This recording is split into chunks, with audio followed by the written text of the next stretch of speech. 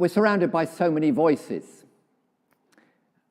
You can read of them, you can hear from them, whether it be politicians like Trump or Harris or Starmer, or we don't quite know who the leader of the opposition is yet, or Putin or Xi Jinping. So many voices around us. And so many other voices, influencers around the world. I'm not really very aware of the world of influencers, but there's people described as influencers.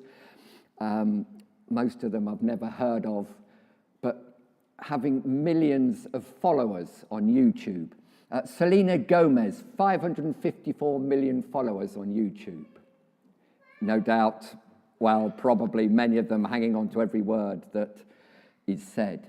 Kylie Jenner, 495 million followers on YouTube or subscribers. Dwayne Johnson, 488 million subscribers and followers on YouTube. And there's others as well. When they speak, it's reported on, and we all hear what they have to say. People like Elon Musk or Taylor Swift. These people who, when they speak, people seem to listen. So many voices around us. This book of Hebrews speaks to us of another voice. It speaks to us of the voice of God. The message of the book of Hebrews, I think, is really where it begins, the fact that God has spoken and God still speaks. He's spoken down through the years.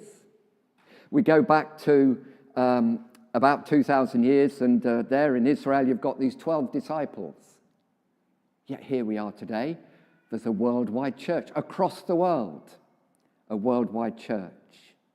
God has spoken down through the years, and God has spoken across the world. What started off in the corner of Israel has gone across the nations of the world and even reached this little outcrop of an island that we call the British Isles. And Hebrews is an interesting book, not really quite like any other book in the New Testament.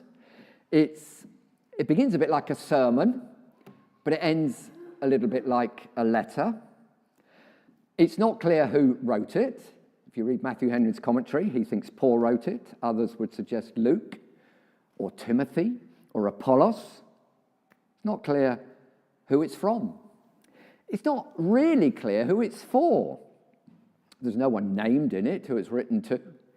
There isn't a church, like many of the other epistles, written to a specific church in a particular place. There's passages that aren't clear.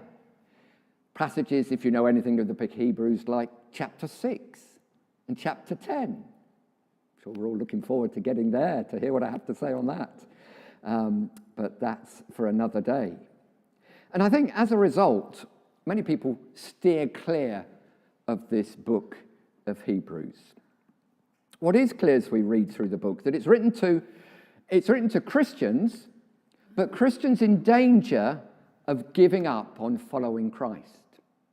If you go through the book, if you go through the chapters, in chapter 2, they're warned of not listening carefully and drifting. In chapter 3, they're cautioned about turning away from God. In chapter 4, it seems they're in danger of hardening their hearts to the voice of God. In chapter 5, it says that they hadn't learnt to distinguish good from evil. In chapter 6, it seems that they face the possibility of turning back to their old sins.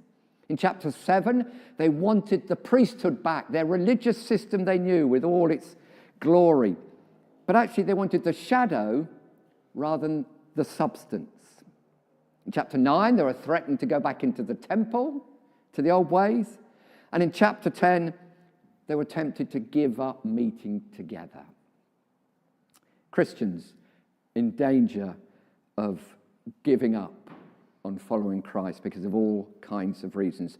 They were neglecting God's instruction and drifting from his blessing. There's verses which suggest that they were in a state of second childhood. They hadn't grown up, not growing up as they should have done. Sometimes we talk about people who've grown up and say they're never grown up, they're still like teenagers. Well, these people that the writer was writing to seem to be like that, in the state of a second childhood. And it seems to me that the dangers they face are the dangers that we face. We need to be careful. We need to be on our guard.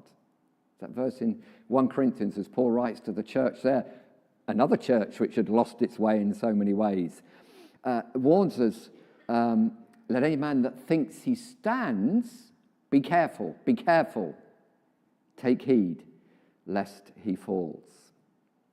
We're in danger of drifting, as it says at the beginning of chapter 2. I remember being on holiday many years ago, probably 25 or so years ago, and I was in the island of Mallorca, and we're on the beach, and Hannah and Josh were playing around in the sea, and I suddenly looked up, and I can still to this day picture it, and somewhere out there, a long way out in the sea, was Josh sitting in a rubber dinghy, in a little rubber dinghy on the sea, enjoying himself, and I realised he was drifting. I'm not sure he had any idea he was drifting, and I don't know what would have happened had I not gone in and gone out there, but I'm a reasonably quick swimmer. I got out there, and I towed him back in. But we're in danger of drifting, and it can be for all kinds of reasons. It could be our experiences that we had, thinking that we've made it, thinking that we are something, thinking that we've grown and we're strong and we're not like those others. But that can cause us to drift. It could be our aspirations as we, with our careers and our jobs and our lives, and we see how other people live around us and wanting to live like them and achieve good things and be something in this world. But it can cause us to drift from God. It might be the struggles that we're experiencing in our lives, and we do face struggles. That's the reality of not just life, but the Christian life as well. We might just think it's just too difficult, and no one understands what I'm going through. There can be all kinds of reasons why we might drift. I think the book of Hebrews is a carrot, not a stick. I wonder what you think. Yes, it is a book that has warnings in it, but I don't think it's primarily a book of warnings. I think it's primarily a book of exhortation, not rebuke. If you go to the last chapter, chapter 13, verse 22, it says, I urge you to bear with my word of exhortation. In chapter 6 and verse 1, he says, let us go on to spiritual maturity. The desire of the writer is to exhort them, to encourage them, to help them to go on, not to beat them to go on, but to urge them and encourage them and exhort them to go on. I've said it before, I think I probably said it when I spoke on Hebrews 12. The book of Hebrews is a bit like a greengrocer's shop with the lettuces there. Loads of lettuces. 14 of them. Let us, the lettuces. 14 times in the book it says, let us. And I think it's interesting, he says, let us, and he doesn't say you must. And it seems that the writer appears to speak to himself as well and say, look, together, let us go on. Let us grow and go on to spiritual maturity. Well, how does this book of Hebrews encourage us? How does it help us to do that? I think in some ways it's very simple, although as we go on we'll see there's things which aren't necessarily straightforward. But it points us to Jesus. It points us to Jesus. In chapter 3 and verse 1, I think it is, we're told to fix our thoughts on Jesus. In chapter 12, verse 2, we're told to fix our eyes on Jesus. It's all about Jesus. I'm sure many of you will know the name Stephen Hawking. And he wrote a book called The Theory of Everything, The Origin and Fate of the Universe. And the subtitle of that book is The History of the Universe from the Big Bang to the Last Black Hole. He wrote another book about a short history, what was it, short something of time or something like that, but other books. But the theory of everything, the origin and fate of the universe, the history of the universe from Big Bang to the last black hole. I haven't read it, but I'm pretty sure you won't find the name. And actually, as he's looked at the history and the theory of everything, Stephen Hawking has missed out the most important part of everything. Verse 2 says that Jesus is the one who made all things, and he is the one who is the heir of all things. And that's the bit that Stephen Hawking missed. He was a self-declared atheist. In his brief answers to big questions, he writes, "There is no God, no one directs the universe." But Hebrews tells us there is a God, and he does direct the universe, and his name is Jesus. He's there at the beginning. These verses tell us that, and he's there and will be there at the end. And he's not just there at the beginning, he's not just there in the end, he's in the middle as well. Verse 3 tells us he's the one who sustains all things. He hasn't just started it off and set it going and left it to itself and then be there at the end. Jesus is the one who sustains all things. He's at the center of everything. And I know I said these four things when I preached on Hebrews 12, but he's at the center of time. He's divided time in two. The year is 2024. He's at the center of the church. He's the only reason why we can meet together in his name and why across the world today people are meeting together to worship him. He's the center of the universe. He's the one who's made it and sustains it and one day will bring it to an end. He's the one who is far above all and rules above all others.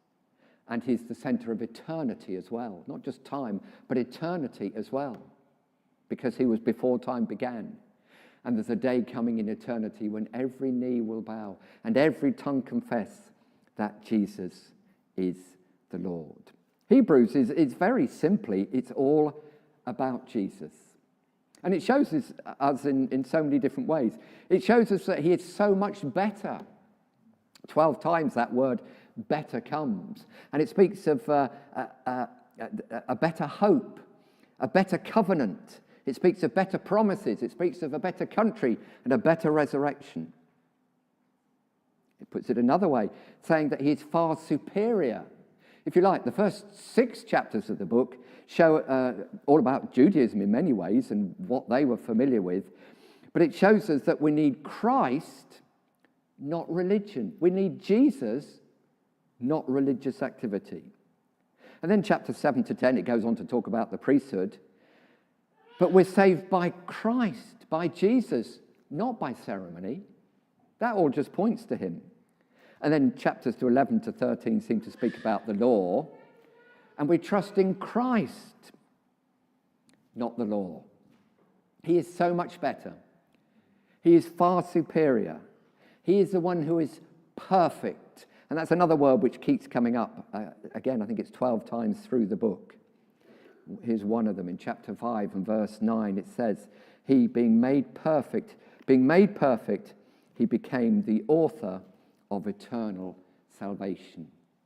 And that's another word that keeps coming up in the book, the word eternal. Chapter 5 verse 9 speaks of an eternal salvation. Chapter 6 and verse 2 speaks of an eternal judgment. Chapter 9 and verse 12 speaks of an eternal redemption. Chapter 9 and verse 14 mentions the eternal spirit. And the next verse, an eternal inheritance. And then in 13 verse 20, an eternal covenant. He is so much better. He is far superior. He is perfect. He is eternal. This is the message of Hebrews. This is who Jesus is. Hebrews sets before us Jesus. He lifts him up for us to adore him. And it seems that this book wants to challenge us at every point where we're tempted to go back to the old ways. And the opening verses really sets up the theme of Jesus throughout the book. And we're going to look at it, just these first 3 verses, briefly under 3 different headings. And the first one is this. Firstly, it tells us that he has spoken in the past. In the past, God spoke to our forefathers through the prophets and at many times and in various ways. He has spoken in the past. He spoke through the prophets. Now, the prophets are interesting. There's some interesting men and some women. But they were just men and women called to be servants, to be God's mouthpiece, to speak for him. There's some unusual people, and they did some unusual things. People like Ezekiel, who was called to lie on his side for, I think it was 390 days. People like Jeremiah performing this play, as it were, before them and smashing the pots. People like Isaiah, who it seems was to walk around naked for 3 years. And others as well. But God was speaking through them. They were his mouthpiece. God called them his servants to bring his word to the people. And when you look at the main prophets by name, the books in the Old Testament, they cover a period of about 500 years. God speaking. God has spoken in the past. He speaks through the prophets at many times and in various ways. So at many times through the prophets and in various ways, but other times in the Old Testament we find God speaking as well, at many times and in various ways. God speaks through creation. Psalm 19, the heavens declare the glory of God. Yes, it's a silent voice, but the heavens declare the glory of God, and they still do. He spoke through a voice in the garden to Adam and Eve in Genesis 3. He spoke from a burning bush in the desert in Exodus 3 to Moses. He spoke from a thick, dense cloud to the Israelites in Exodus 19. He spoke by a gentle whisper to Elijah on the run. He spoke in dreams. Joseph in Genesis 37. In other words, God was speaking through dreams. He spoke through the writing on the wall to Belshazzar in Daniel chapter 5. All kinds of ways, at various times and in various ways, God has spoken. There's even one time when God spoke through a donkey. Do you remember Balaam's ass? But God has spoken in the past. And this writer is referring back to the time before Jesus came to say, look, God has spoken through the prophets at many times and in various ways. So firstly, God has spoken in the past. But then secondly, God has spoken by his Son. Verse 2. But in these last days, he has spoken to us by his Son, whom he appointed heir of all things, and through whom he made the universe. As we're familiar with our Bibles, we know that actually God does speak through his Son, that actually Jesus is God's word to us. He is the one who is the living word. And as we read our Bibles, the written word, the whole of it points us to Jesus, preparing the way for Jesus. Yes, it's the history of the world, but it's the history of this nation of Israel that God was working through to bring Jesus into this world. The whole of the Bible leads us to Jesus. Right from the beginning, when Adam and Eve, they didn't listen to God, they went against his word, they were thrown out of the garden. But even at that moment, when that curse came upon the world and upon the human race, there was a promise made. A promise that eventually someone would come. Back at the beginning of the Bible, it's just a whisper. It's just a whisper. But as we go through the Bible and as we go through the history, this whisper gets a bit louder and louder still. And the prophets come. and the pictures are there and the types are there, until eventually there's a big shout that someone is coming. Someone will come, and it's Jesus. It all points to him. And this book of Hebrews clearly points the readers to Jesus. And we know very well today that there are many Jewish people in the world who haven't got it. They've not understood their Bible. They've not understood that it all points to Jesus. And Hebrews is all about making it very clear that it does. Who is this Jesus that it points us to?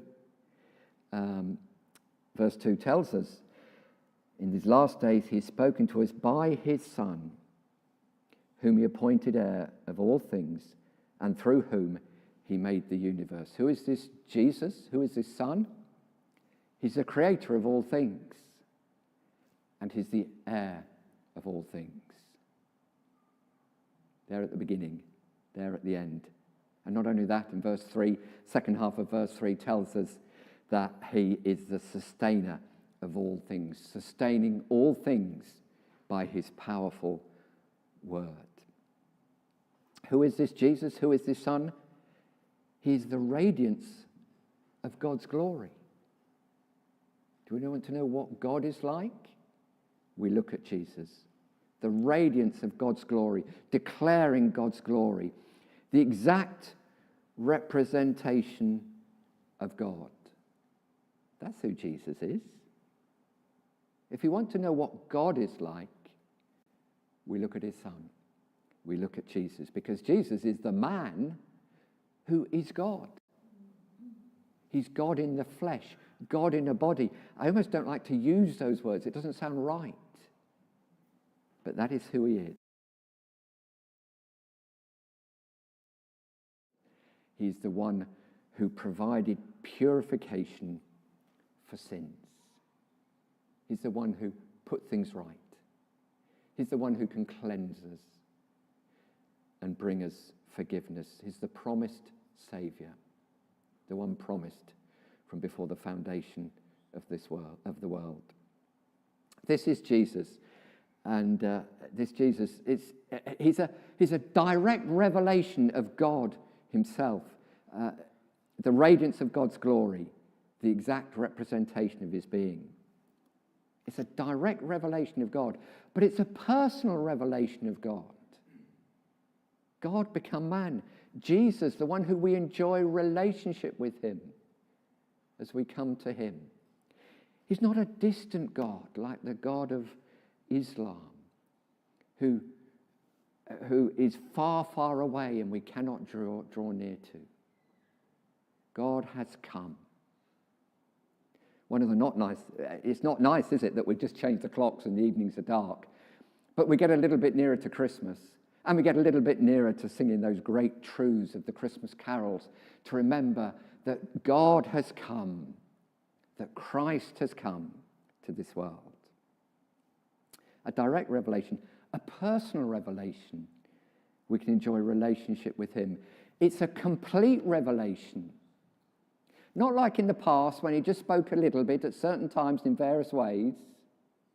Do you remember there in the Old Testament, when you get to the last book, Malachi, there's a 400-year gap until you get to the New Testament. It seems that God is silent. He is still speaking, actually, but it seems he's very silent.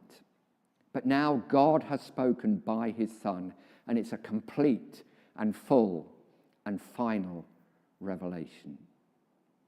And I suppose we could say it's the climax of Revelation, because all of the New Testament, all that's gone before, all of those promises, all of those prophecies, all of those pictures and types pointing us to Jesus. In these last days, he has spoken to us by his Son.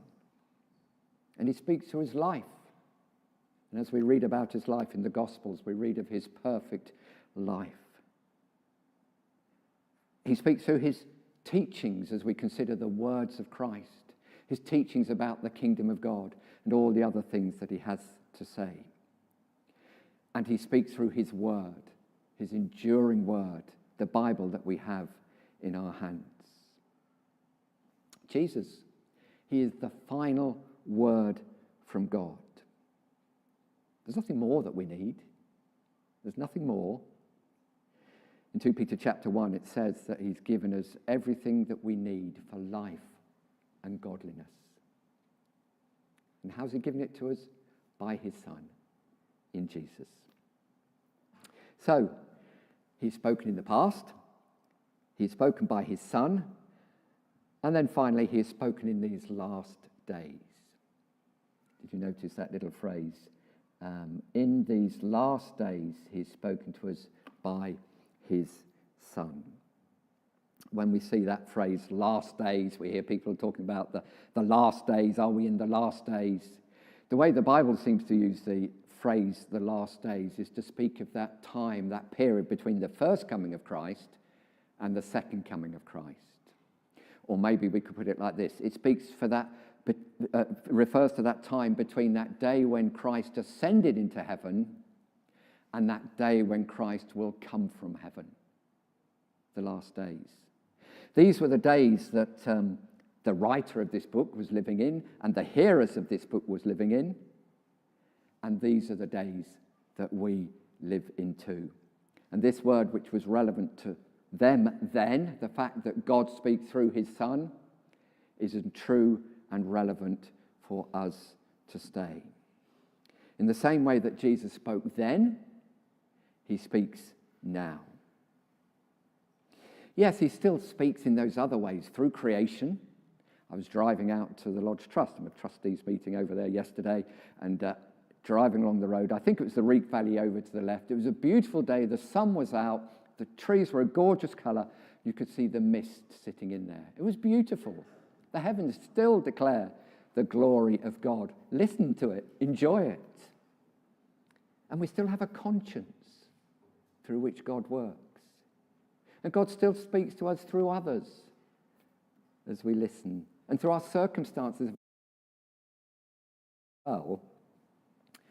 But he has spoken by his Son, through his life, through his teachings, and through his words. And as we draw to a close, the question I want to ask us all, and ask myself very simply, is, are we listening? Are we listening to what he is saying? I noticed when I came up here on the pulpit, there's a little note that says, a polite notice for those preaching or speaking. Though you are amplified, please speak clearly, loudly, and slowly, so that the person in the farthest corner can hear what you are saying. Can you hear me? Wake up. Yep. Yes, okay. But the question is, are we listening? Are we really listening? Or are we, well, I know that and I've done all that. Are we listening to what Jesus is saying to us? Are we seeking to walk closely with him and follow him? It's not easy. And I wonder if we're not very good at it. And I wonder as well, as we get older, we get worse at it. Not better. We think, oh, of course I'm listening, I'm getting old, I know it all. I wonder if we get worse. This week, a friend of mine who I swim regularly with and cycle with occasionally, he went and had his ears tested, and he came back with a hearing aid, and he was telling me I need to go as well. Because actually, as we get older, we don't hear as well. And I do wonder if that is true spiritually as well. As we go on, we actually hear less. We need to listen very carefully. There's many, many distractions that'll stop us listening to what God is saying to us through his Son. We can be distracted. We can be careless about listening. We can become apathetic about it. Our attitudes can affect whether we're really listening to him. I think it's very interesting in the first few chapters of Hebrews, 3 times the same verse is quoted. In chapter 3, verses 7 and 15, in chapter 4, verse 17, it says this: today, if you will hear his voice, do not harden your hearts. That suggests to me that I'm in danger of not listening and hardening my heart. As we finish, let me leave you with some words of Jesus. There's all kinds of words of Jesus through the Gospels. There's words of invitation. Jesus says, "Come to me, and I will give you rest." There's words of comfort. Matthew 28, he says, "Lo, I'm with you always, even to the end of the age." There's words of reassurance. Paul refers to what Jesus said in 2 Corinthians 12, "My grace is sufficient for you, for my strength is made perfect in weakness." There's words of challenge. Jesus said, "Follow me." He tells us to deny ourselves and take up our cross and follow him. That'll mean different things for us, but we need to listen carefully to what Jesus is saying. There's words of great hope as well. With his disciples, he says this, he says, "I am going to prepare a place for you." Isn't that encouraging? He does that. The words of Jesus, words of invitation, words of comfort, words of reassurance, words of challenge, and words of hope. But there's one more thing that he says. The last thing that Jesus says, we find in the last book of the Bible, Revelation 22. The last thing he says is, "Yes, I'm coming soon. I'm coming soon." Perhaps we could describe that as a word of certainty. This book is all about Jesus. May we, with God's help, be those who listen carefully. Maybe we can pray this week that God would help us to listen